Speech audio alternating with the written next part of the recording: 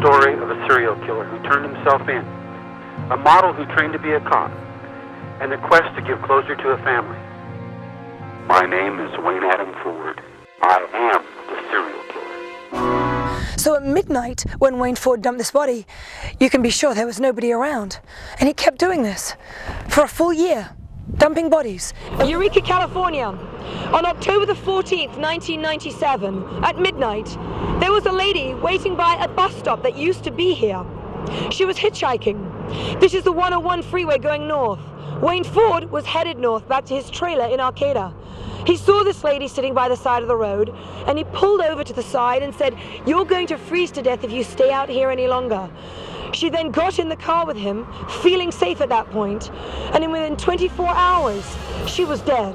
We'd met a local girl named Amy. She and her son Eli had offered to help find the secret locations that Wayne had provided for me in the maps he'd smuggled out of the jail months earlier. Dear Victoria, after 4 days of moving between 3 camps, I was using to work my way out into the wilderness. I'd come to the conclusion that what I was undertaking wasn't the best way to deal with the horrific events of the past year. He carried the body parts here when he was about to turn himself in. He buried it 4 feet down, and I'm looking for a cement block. There's a trail that apparently was what he walked down to come here at midnight, back in October of 1997, to bury this head. And I believe that is the trail. Wayne, can you hear me? We're at the Mad River right this very second.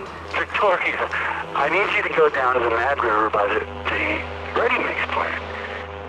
And as you go down the trail, you go off to your right, and you look for like a 2-foot square piece of concrete. And it should be close to the surface. If not, you're not going to find it anyway. But if you find something, dig under it and see if you can find what you're looking for. If it's a head. He forced himself on me. I wasn't going to take another beating, but I did. I never forced her to do anything. I never hit the girl. None of that stuff. It's not even true. Did he rape you in the truck? I feel it was rape. Did you try to escape when he was asleep? I was too weak. She said that when she went to the ice chest that you said don't go near that ice chest. Why was that? I'm just right. Oh, because there was a breast in there, Wayne. At what point did you realize that he's going to probably kill you?